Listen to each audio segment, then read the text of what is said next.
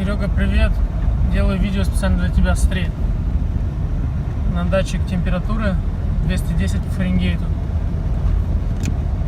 Сейчас у нас на улице за бортом плюс 100 по Фаренгейту.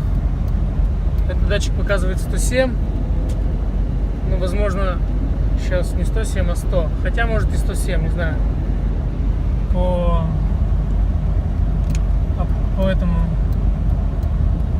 айфону показывает 100, 101. Там можно пару градусов превышает, потому что от движка нагрелся. Я не знаю, где этот датчик стоит. А здесь, смотри, 210 температуры. Что скажешь, нормально это или нет? Или это дофига?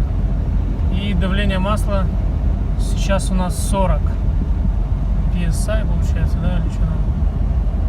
Ну и вот остальные приборы. Я в пробке сейчас стоял в городе. Ну, чуть-чуть температура выше была. Сейчас чуть-чуть ниже, на 210 опустилась. Буквально там на миллиметр.